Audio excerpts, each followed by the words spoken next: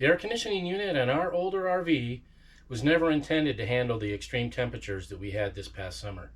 Instead of postponing our travel plans, we added a new rooftop AC unit from TOSOT. I'm going to do an install and a review on this video.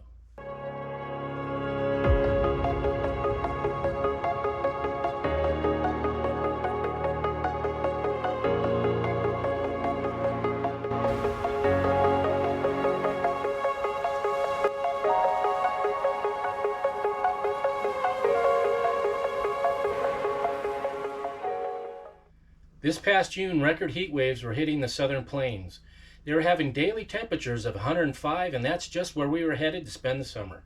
In the extreme temperatures that we've been experiencing, our basement AC is not enough to cool this RV down. Being that Alfa decided it was a good idea to put all the vents down on the floor, we have a hard time cooling this coach down, being that it has 7.5-foot ceilings, and cold air does not rise. We either needed to postpone our travels or get an additional rooftop AC unit. A company called TOSOT that manufactures portable AC units recently added an RV rooftop AC unit to their line. They reached out to us and asked us if we would do an install and review of their Cool 15,000 BTU AC unit. Their unit is competitively priced, however they sent it to us at no charge to install and review for you.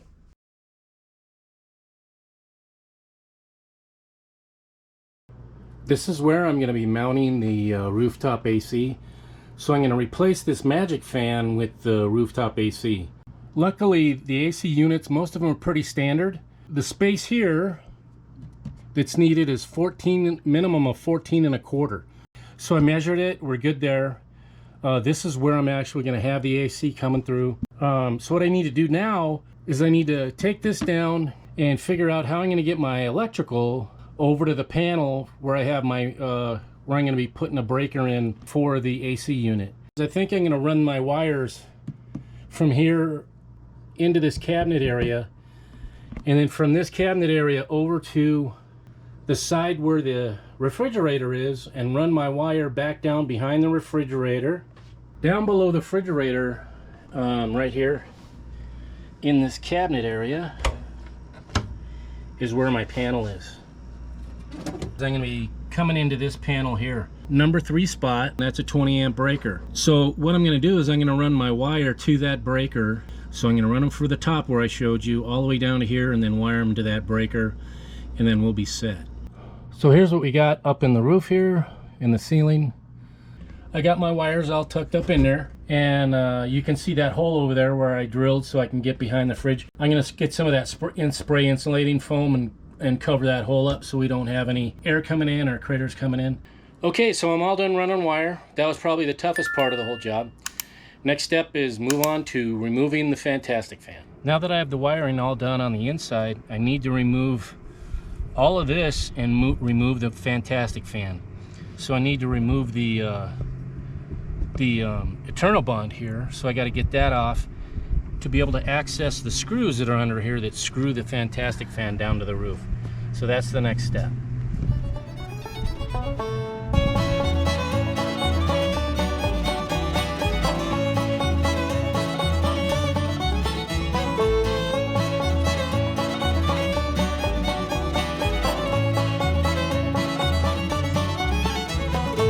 Now that I have all the eternal bond removed and the die core, and I've exposed the screws,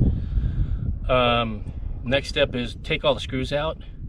Then I should be able to remove the Fantastic fan, unwire it, and then I'm going to have to clean up this area so it's nice and flat with the rest of the roof.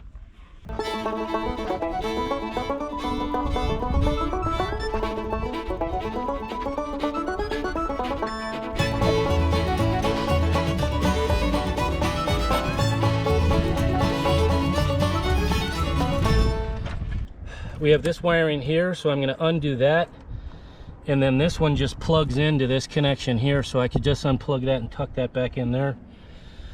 So I'm just going to undo these now.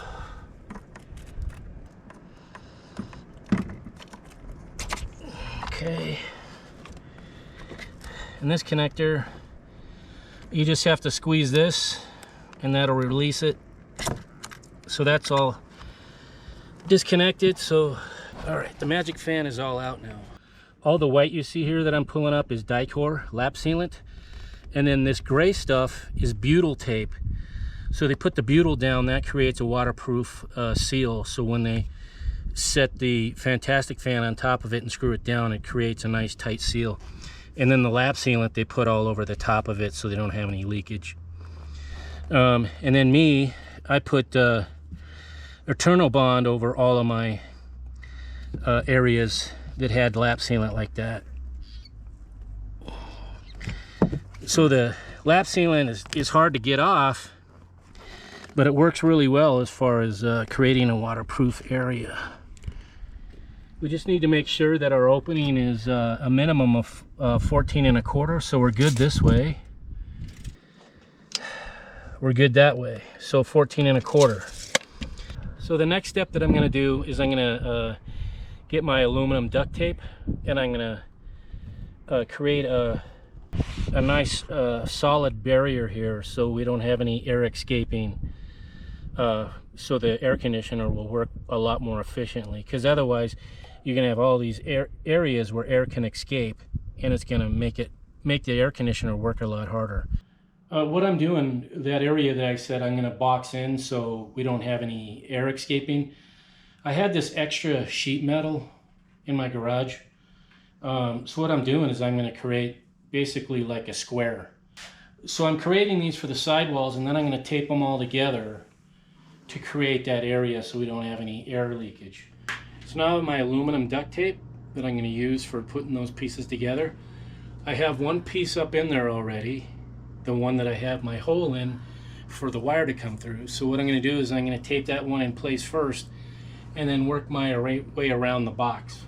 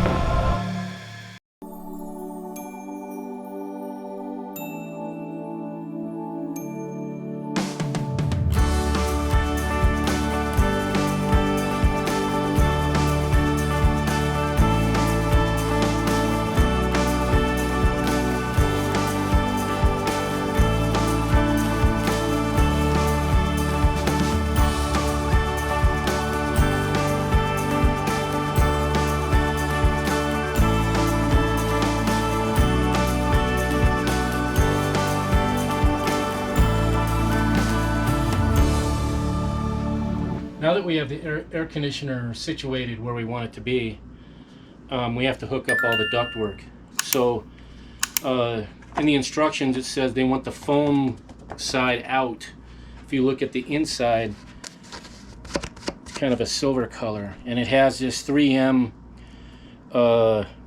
sticky stuff on there. So we just pull that off and then fold it over and stick it to the top side of this.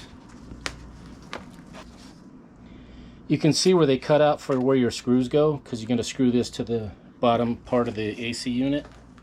So you just want to line that up.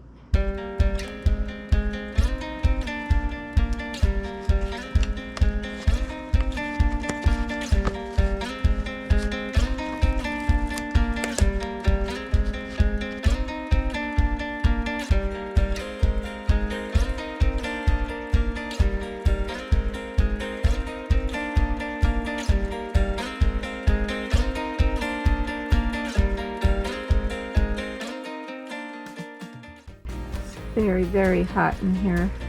Yeah, it's nice. And actually there's cold air coming out of the existing air conditioning system, but it's just not powerful enough for this big of a coach. So this will be a much welcome addition.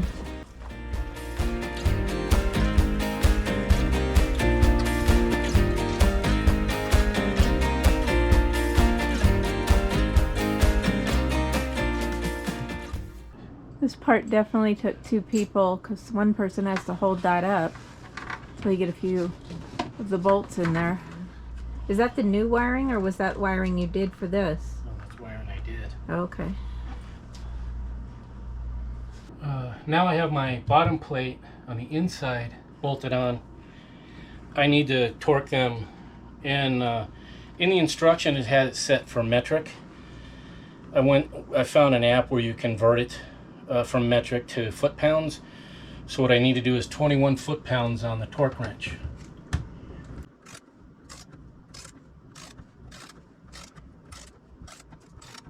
Now that I have this bottom plate mounted up there and set to the proper torque, I want to put my bottom duct plate up here so that you slide the duct through that, and then there's 4 holes that you put these screws into.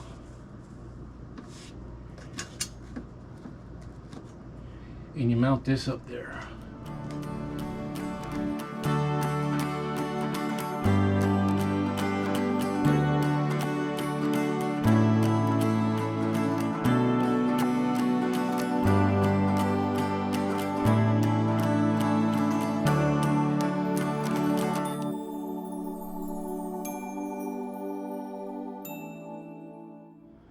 So now you have a junction box here, and you want to unscrew this so you can have access to the box. You want to make sure and save these screws. Once we have it all wired, we're going to close it back up.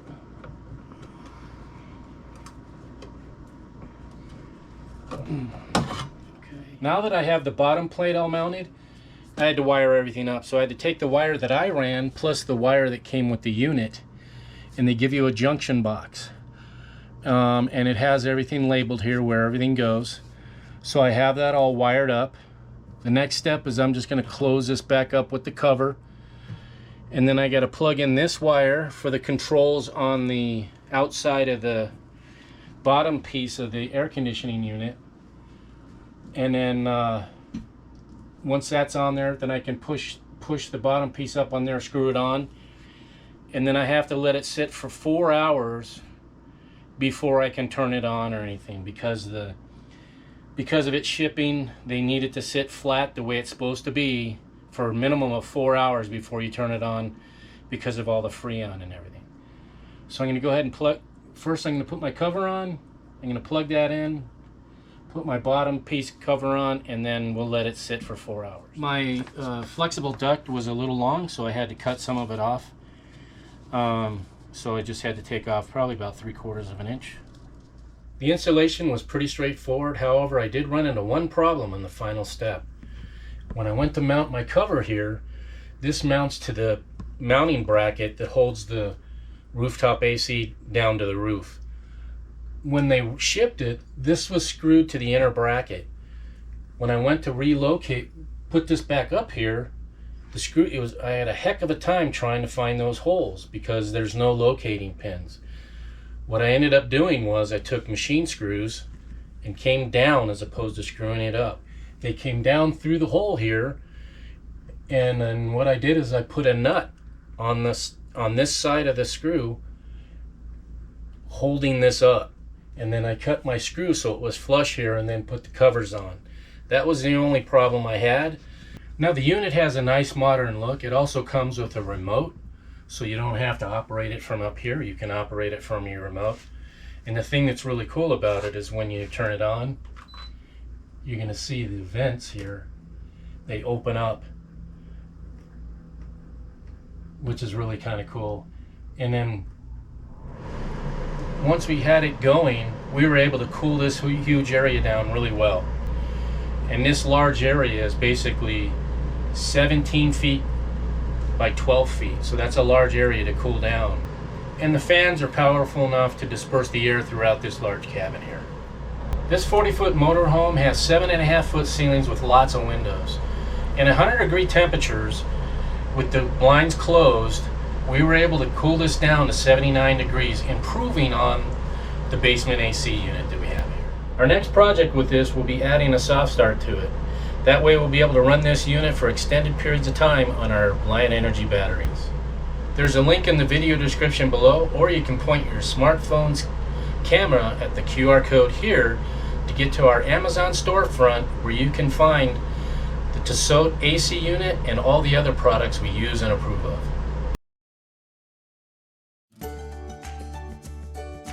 We hope you enjoyed roaming with Rosie today.